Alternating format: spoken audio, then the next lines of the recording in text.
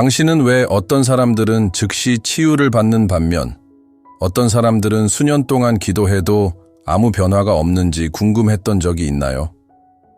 만약 내가 문제는 하나님께 있는 것이 아니라 당신이 기도하는 방식에 있다고 말한다면요? 지금 이 순간 수천 명의 그리스도인들이 하나님께 이미 주신 것을 구하고 있으며 지식이 부족해 병든 채 살아가고 있습니다. 하지만 오늘 무언가가 바뀔 것입니다. 오늘 당신은 몇 초 만에 치유를 일으키는 영적 열쇠를 발견하게 될 것입니다. 진단이 무엇이든 시간이 얼마나 흘렀든 상관없이 말입니다. 마지막까지 함께 하세요. 즉각적인 치유를 일으키는 기도가 지금 당신의 삶에서 활성화될 것입니다. 치유에는 시간이 걸린다. 하나님께서 원하셔야만 치유가 일어난다. 믿음은 느껴져야 작동한다는 말들을 얼마나 자주 들어보셨나요? 이러한 말들은 영적으로 들릴 수 있지만 수천 명의 사람들이 치유를 받지 못하도록 막고 있는 거짓말입니다. 이것들은 진실한 신자들을 이미 주어진 것을 끝없이 기다리게 만드는 보이지 않는 벽입니다. 사실 치유는 협상의 대상이 아닙니다. 그것은 하나님이 일부 사람들에게 가끔 주시는 은혜가 아닙니다. 치유는 당신의 죄를 위해 흘린 피와 같은 피로 십자가에서 이미 치러진 값입니다. 당신은 용서를 받기 위해 기다리지 않죠. 믿고 받아들이고 용서받은 사람처럼 살아갑니다. 치유도 똑같습니다. 하지만 원수는 당신이 이 진리를 이해하면 병이 더 이상 당신 몸에 머물 수 없다는 것을 압니다. 그래서 그는 겸손처럼 보이는 의심을 심습니다. 하나님께서 나를 치유하시길 원하실까? 이 의문은 경건해 보이지만 사실은 마비시키는 것입니다. 왜냐하면 믿음은 확신이 있는 곳에서만 자라기 때문입니다. 마태복음 8장에서 나병 환자를 보세요. 그는 예수님께 와서 말했습니다. 주여, 원하시면 저를 깨끗하게 하실 수 있습니다. 그의 의문은 예수님의 능력에 대한 것이 아니라 그분의 뜻에 대한 것이었습니다. 예수님의 대답은 즉각적이고 분명하며 변함없었습니다. 원하노니 깨끗함을 받으라. 그 즉시 나병이 사라졌습니다. 문제는 능력의 부족이 아닙니다. 문제는 우리 중 많은 이들이 그 나병 환자가 응답받기 전처럼 기도한다는 것입니다. 불확실함으로 가득 차서 아마도 하나님께서 원하신다면 하고 말이죠. 하지만 예수님은 이미 응답하셨습니다. 그분은 이미 원하노니 라고 말씀하셨습니다. 그분은 이미 우리의 질병을 짊어지셨습니다. 그분은 이미 치유를 선언하셨습니다. 이제 질문은 이것입니다. 하나님이 치유하시길 원하시는지가 아니라 당신이 이미 주어진 것을 계속 기다릴 것인지 아니면 믿음으로 취할 것인지입니다. 만약 당신이 하나님께서 나를 치유하시길 원하지 않으실 수도 있다고 믿어온 적이 있다면 그 생각이 지금까지 당신을 막고 있었을 수 있습니다. 대부분의 사람들은 신적 치유가 보너스나 추가적인 축복이라고 믿습니다. 하나님께서 원하실 때, 적절한 때가 오면 혹은 믿음이 충분할 때 주시는 것이라고 말이죠. 하지만 이런 생각은 완전히 잘못된 것입니다. 치유는 미래의 가능성이 아닙니다. 그것은 이미 완성된 영적 현실입니다. 치유는 구원의 일부로 포함되어 있습니다. 예수님이 십자가에 달리셨을 때 그분은 단지 당신의 영원한 운명만 다루신 것이 아닙니다. 그분은 당신의 몸, 마음, 건강도 함께 다루셨습니다. 이사야 53장 5절은 이렇게 말합니다. 그가 찔림은 우리의 허물 때문이요 그가 상함은 우리의 죄악 때문이라. 그가 징계를 받음으로 우리는 평화를 누리고 그가 채찍에 맞음으로 우리는 나음을 받았도다. 동사의 시제를 주목하세요. 나음을 받았도다. 이것은 이미 일어난 일입니다. 하나님께서 미래에 하실 일이 아니라 이미 하신 일입니다. 베드로전서 2장 24절도 이를 확인하며 이렇게 말합니다. 그가 채찍에 맞음으로 너희는 나음을 받았느니라. 베드로는 미래의 약속을 말한 것이 아닙니다. 그는 이미 완성된 일을 바라본 것입니다. 그는 이사야가 예언한 것을 보았고 이렇게 이해했습니다. 예수님은 이미 값을 지불하셨다. 더 이상 해야 할 일은 없다. 십자가는 충분했다. 시편 103편 3절은 이렇게 덧붙입니다. 그가 네 모든 죄악을 사하시며 네 모든 병을 고치시며 당신은 하나님의 용서를 의심하지 않죠. 죄를 짓고 회개하면 용서받았다고 믿습니다. 끝. 하지만 치유에 대해서는 마음이 흔들립니다. 의심하고 망설이고 머뭇거립니다. 왜 그럴까요? 우리는 치유를 구속의 일부가 아니라 예외적인 것으로 배워왔기 때문입니다. 하지만 주의 깊게 들으세요. 만약 하나님께서 같은 구절에서 같은 권위로 같은 마음으로 죄를 용서하시고 병을 고치신다면 왜 우리는 그중 절반만 믿을까요? 치유는 복음의 일부입니다. 용서와 마찬가지로 말이죠. 당신이 하나님께 용서를 구할 때 하나님을 설득할 필요가 없듯이 치유를 받을 때도 마찬가지입니다. 하나님은 이미 원하셨고 이미 이루셨습니다. 당신은 하나님이 행동하시기를 기다리는 게 아닙니다. 하나님은 이미 행동하셨습니다. 십자가는 결정적인 사건이었습니다. 예수님은 당신을 치유하기 위해 다시 돌아와 죽지 않으실 것입니다. 그분은 이미 선언하셨습니다. 다 이루었다. 이제 당신 안에서 울려 퍼져야 할 질문은 이것입니다. 만약 치유가 이미 이루어졌다면 지금 무엇이 부족한가? 그리고 그 답은 간단합니다. 믿고 받고 권위 안에서 걷는 것입니다. 지금 바로 그 권위에 대해 이야기해야 합니다. 당신은 예수님께서 병든 자를 고치고 귀신을 쫓아내며 죽은 자를 살리실 때 사용하신 그 동일한 권위를 당신에게도 위임하셨다는 사실을 알고 있나요? 누가복음 10장 19절은 분명하게 말합니다. 내가 너희에게 뱀과 전갈을 밟으며 원수의 모든 능력을 이길 권세를 주었으니 아무것도 너희를 해칠 수 없을 것이다. 동사의 시제에 주목하세요. 주었으니, 줄 것이다가 아니라 주었다. 이미 일어난 일입니다. 이 권세는 상이 아니라 선물입니다. 당신이 신실한 성도라서 얻는 것이 아닙니다. 그리스도를 믿은 바로 그 순간에 주어진 영적 실체입니다. 그 순간부터 당신은 더 이상 살아남기 위해 발버둥치는 피해자가 아닙니다. 당신은 예수의 이름과 권능을 지닌 하나님의 나라의 대사입니다. 마가복음 16장 17, 18절은 더욱 분명하게 말합니다. 믿는 자들에게는 이런 표적이 따르리니 병든 자에게 손을 얹은 즉 나으리라. 주의 깊게 보세요. 나을 것이다 라고 확언합니다. 아마도 나을 것이다가 아닙니다. 확실한 것입니다. 그러나 그 핵심은 자세에 있습니다. 표적은 믿는 자들을 따릅니다. 의심하고 기다리고 망설이는 자들을 따르지 않습니다. 믿음으로 자신을 세우고 하늘의 정당한 대표자로 행동하는 자들을 따릅니다. 사도행전 3장에서 베드로와 요한에게 일어난 일을 보세요. 그들은 성전에 올라가던 중 태어나면서부터 걷지 못하던 사람을 만났습니다. 그는 구걸하며 손을 내밀었습니다. 그러자 베드로는 그의 눈을 바라보며 말했습니다. 은과 금은 내게 없지만 내게 있는 이것을 내게 주노니 나사렛 예수 그리스도의 이름으로 일어나 걸어라. 그 즉시 그 사람은 일어나 걷고 뛰며 하나님을 찬양했습니다. 베드로는 금식하지 않았습니다. 하나님의 뜻을 묻지 않았습니다. 길고 간절한 기도를 하지 않았습니다. 그는 자신이 이미 가진 권위를 사용했습니다. 그는 자신이 무엇을 가지고 있는지 알고 있었고 그것을 기반으로 행동했습니다. 그렇다면 당신은 어떻습니까? 당신에게 주어진 권위로 무엇을 하고 있나요? 하나님이 이미 당신에게 맡기신 일을 하나님께서 해주시길 기다리고 있진 않나요? 당신은 거지처럼 기도하고 있나요? 아니면 자격 있는 자녀처럼 기도하고 있나요? 하늘에서 기적이 떨어지기를 기다리고 있나요? 아니면 산에게 명령하고 있나요? 당신은 하나님께서 하시기를 기다리고 있나요?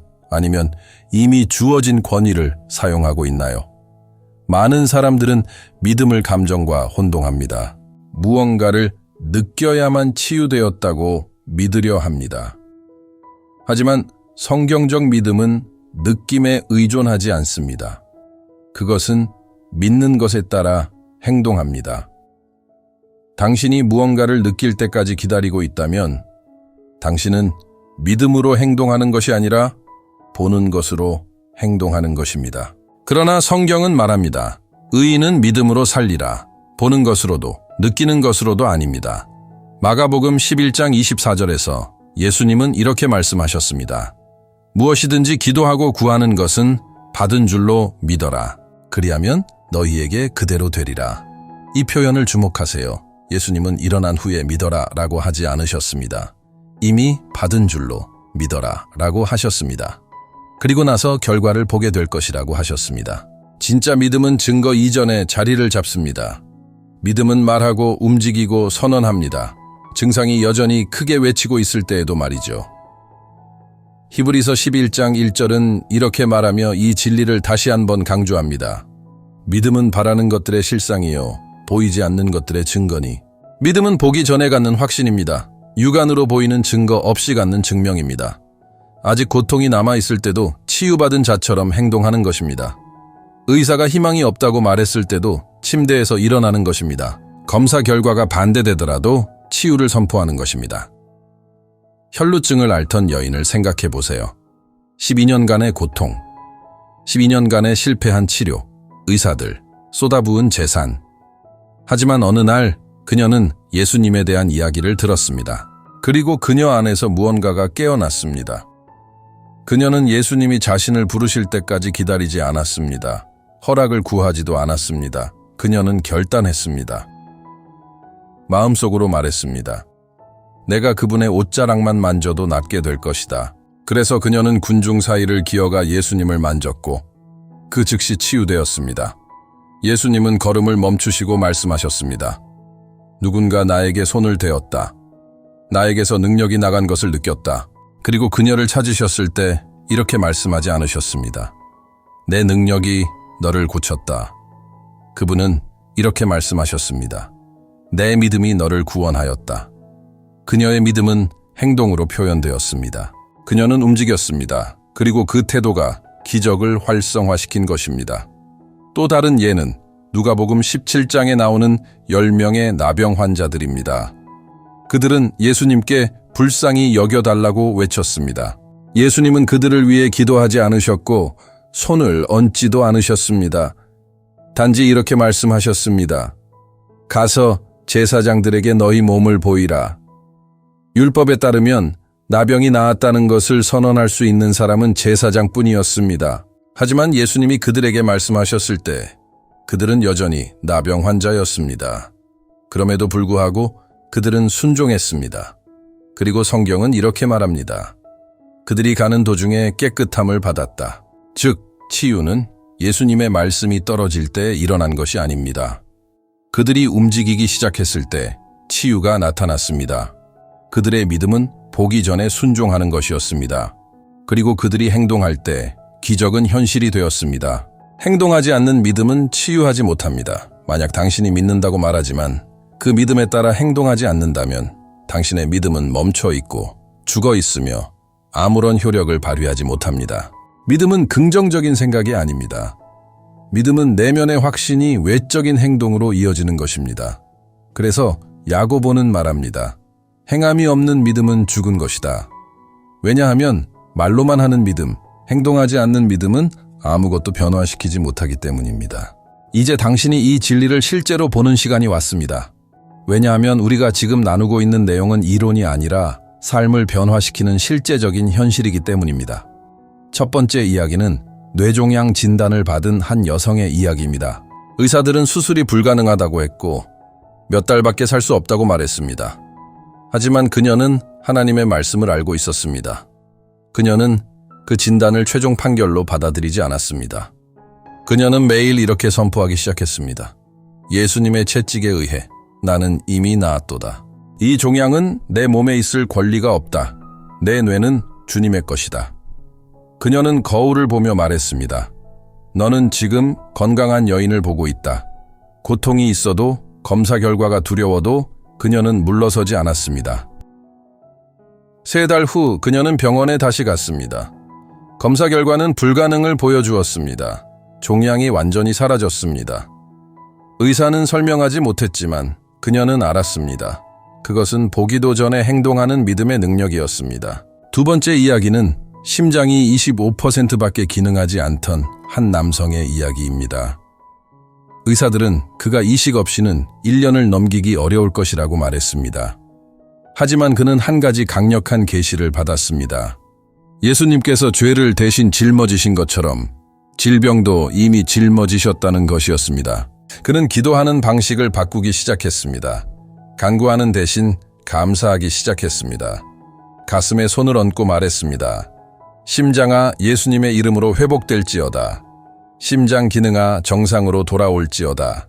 그리스도의 채찍에 의해 나는 이미 나았도다.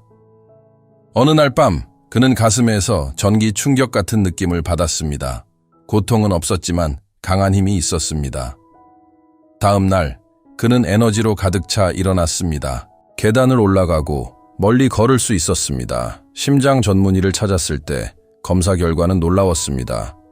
그의 심장은 100% 기능을 하고 있었고 손상은 전혀 없었습니다. 기적인가요? 그렇습니다. 하지만 우연이 아닙니다. 공로 때문도 아닙니다.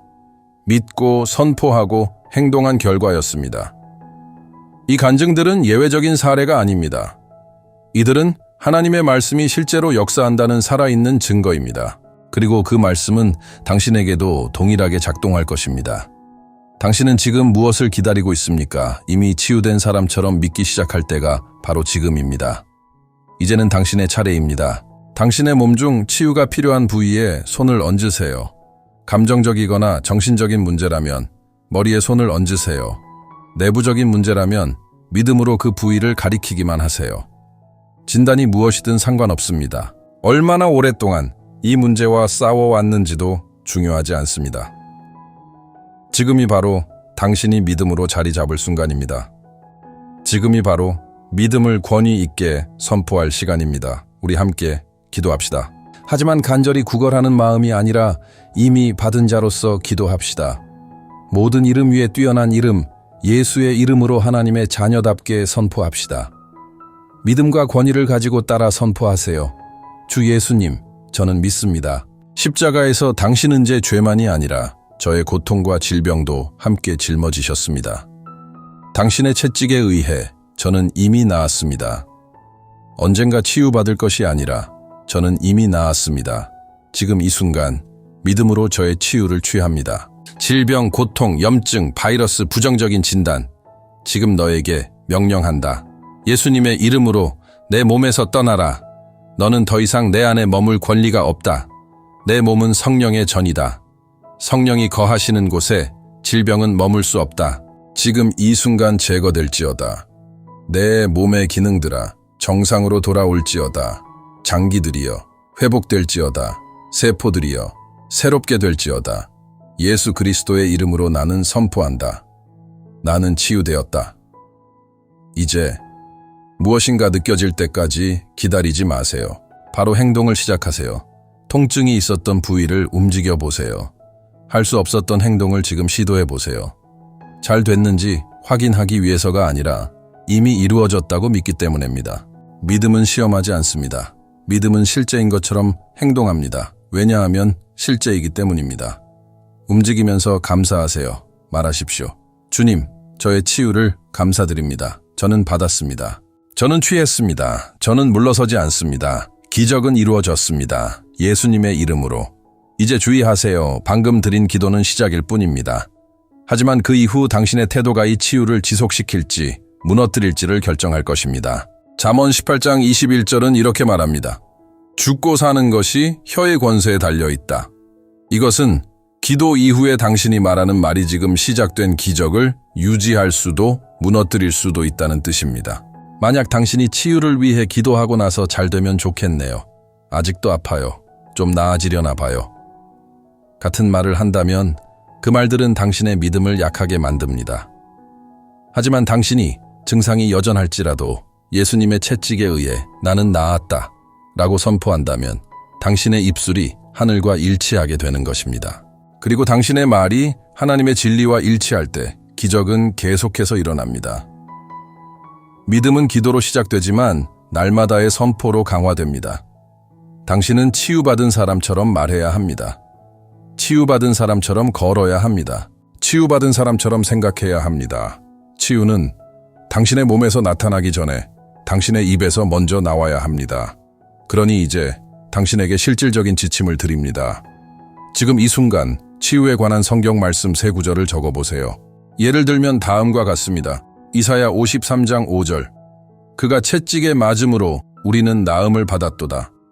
시편 103편 3절. 그가 네 모든 죄악을 사하시며 네 모든 병을 고치시며. 출애굽기 15장 26절. 나는 너를 치료하는 여호와라. 이 말씀들을 매일 큰 소리로 선포하세요. 구하듯이 말하지 말고 이미 당신의 것이 확실하다는 듯이 말하세요. 말하십시오. 그분의 채찍에 의해 나는 나았습니다. 그분은 이미 나의 모든 질병을 고치셨습니다. 여호와는 나의 치료자이시며 이미 내게 역사하셨습니다. 당신의 생명이 이 말씀에 달려있는 것처럼 선포하십시오. 왜냐하면 영적으로 말해서 그것은 사실이기 때문입니다. 믿음은 하나님의 말씀으로 자랍니다. 그리고 확신을 담아 선포된 말씀은 창조적인 능력을 지닙니다. 그 말씀은 현실을 바꿉니다. 하나님께서 세상을 창조하신 방식도 바로 이것이었습니다. 말씀으로. 그리고 지금 당신이 받은 치유도 이와 같은 방식으로 지속될 수 있습니다. 생명을 말하고 믿음을 말하고 건강을 말함으로써 이전처럼 말하지 마세요. 의심이 당신의 입을 통해 다시 들어오게 하지 마세요.